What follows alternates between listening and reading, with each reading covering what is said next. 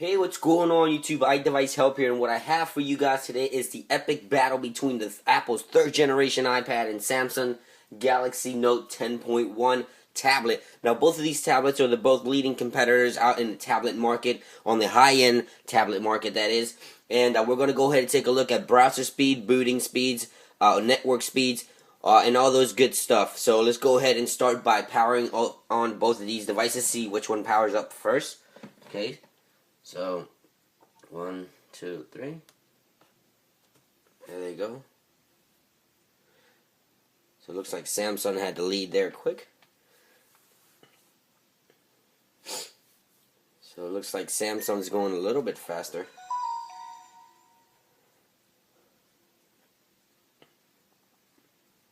Now both of these iPads come in white, and the Samsung comes in white and gray, and the iPad obviously white and black.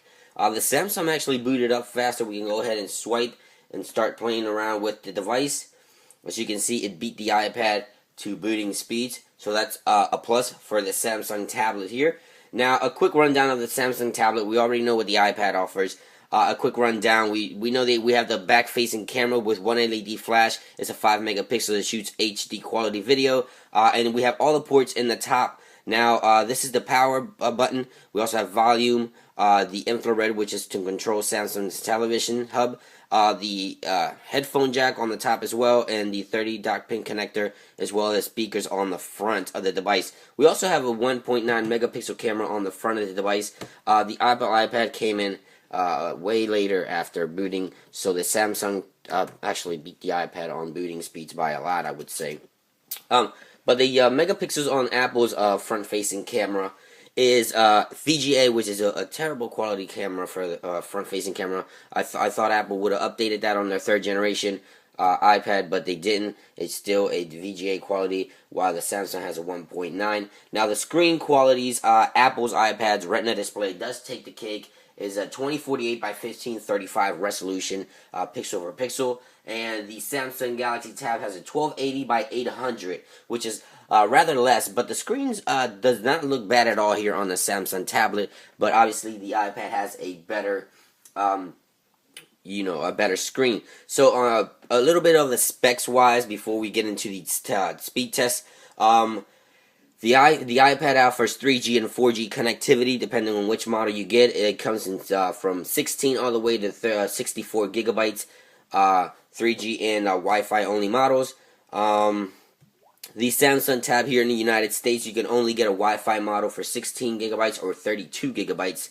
And that's it. No 3G connectivity, no 4G connectivity. You can get the HSPA Plus, but that's outside of the US. You could probably order it online, but here in the US, we only have Wi-Fi models. So the iPad has a greater selection of offerings in terms of 3G connectivity and that sort of thing. Now, in space, the good thing about the Samsung Tab is that it does have expandable memory. The iPad, whatever amount of memory you get, that's what you have. You can't expand the memory on the iPad. The Samsung, you can expand the memory because it has a memory expansion port up here, which I forgot to mention at the beginning of the video.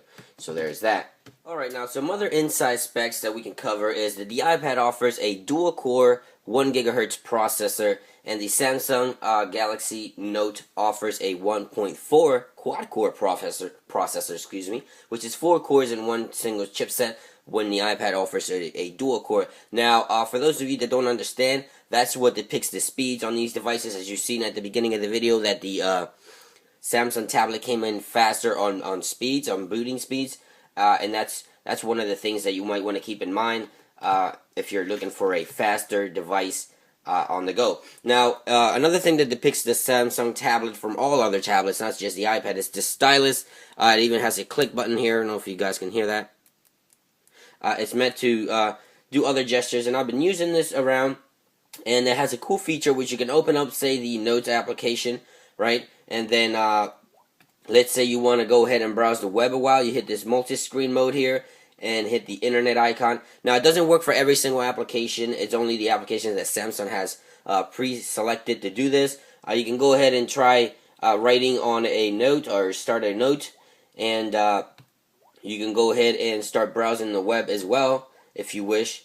and it'll do that. So it is a little bit laggy, I have to say. As you can see here, I'm writing a note, or I'm scribbling here, and when I go back to the browser, it takes a while to pick up. And if I do that again, I go back and try to write. As you can see, it's a little bit laggy, but it does work. I mean, if you're watching a video and writing on this side, then I guess that's okay. Now, it also the stylus. Once you're using the stylus, it doesn't pick any other input. It just picks your the stylus, not your arm. You don't get any inputs from your arm, so that's a really cool feature.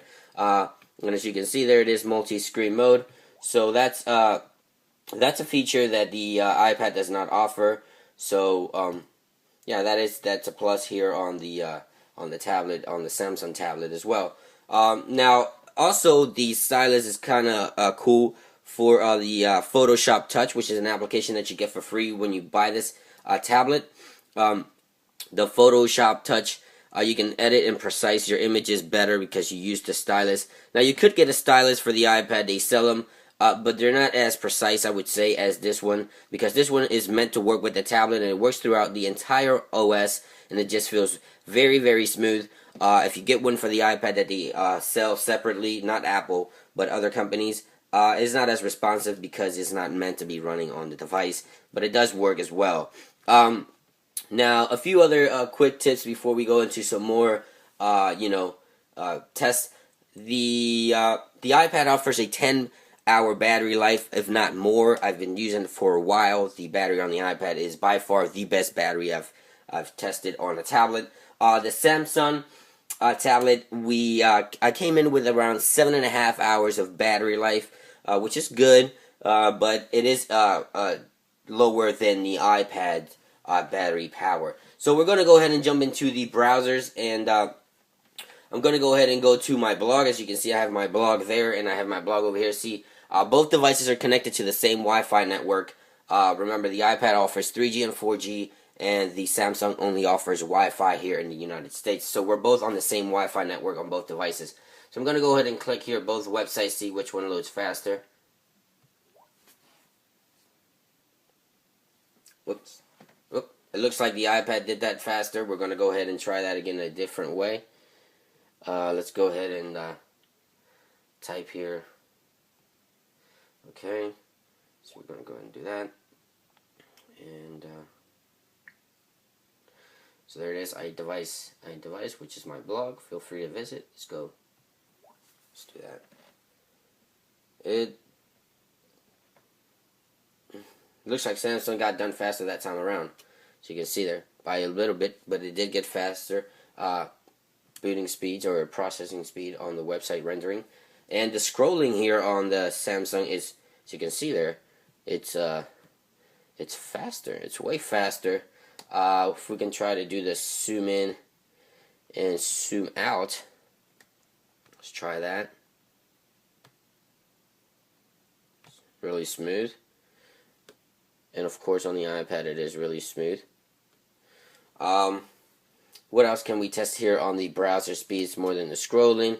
Seems like the screen, if you look at them, even though they're both 10-inch screens, this is a diagonal shaped screen, and this is more of a square shaped screen.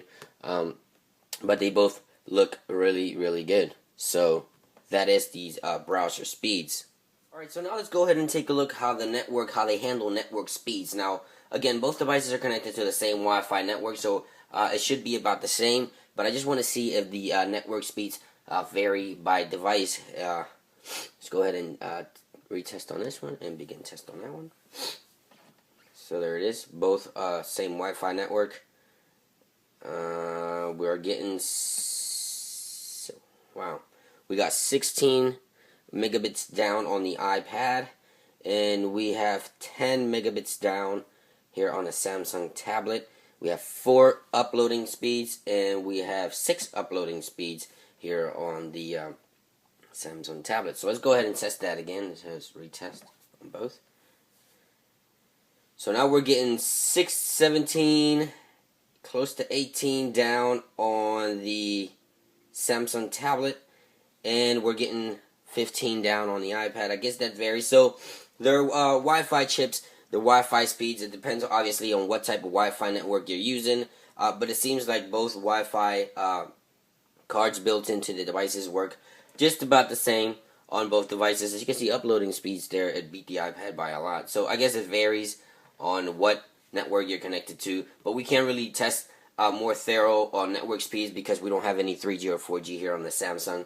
But there is a network test. Now, a few more things before we wrap this up. The iPad on the iOS 6, when it comes out, will be offering Siri, the voice assistant, and also turn-by-turn directions. We also have Google Maps here on the tablet, but I would say that will go to the iPad, that it will have turn-by-turns, and it will have Siri, the voice assistant. Now, I did read that the Samsung tablet will get the S Voice, which is their voice assistant, once it gets updated to Android 4.1 Jelly Bean, because right now it comes with Ice Cream Sandwich, which is 4.0.4, but it will be updated, so it will have voice assistance as well, and the turn-by-turn as well. Now, this tablet feels very, very light. I mean, you can easily hold it with one hand. The back is, the material is kind of like a plasticky material. But it doesn't feel as sturdy as the iPad, but it is way lighter. Now, the iPad, as we might already know, we know it has the aluminum back, and it feels very solid, and it doesn't feel like it's going to break easily. But it is a bit heavier on the iPad. It comes in at 1.4 pounds, and the Samsung tablet comes in at less than a pound. So those are another few things that you want to keep in mind on these devices. So there you have it, guys. I guess it always comes down to personal preference of what you'd like to use. Both tablets are great devices. I would recommend the Samsung tablet. I think it's a great device. It has great overall performance. My personal preference would be the iPad, the Apple iPad, but that doesn't mean that the Samsung tablet is not a great tablet. It is a great price, great device. It offers some, if not more, of the features that the iPad does offer. I guess it comes down at the end of what personal preference, what would you like to use on a daily basis by, looking at reviews and things like that. So hopefully this video, you guys enjoyed it and it helped you understand more of what the differences is between these two devices. If you did enjoy this video, please thumbs up. I do appreciate it, and it helps me out a lot, guys. Like I always say, make sure you check out my Facebook, Twitter, and Google+. All the links are down below. And make sure you stay up to date with the latest information on iOS devices by going to iDeviceHelpUs.blogspot.com. It's been iDevice. I hope you guys enjoyed this video, and I will catch you guys later. Peace!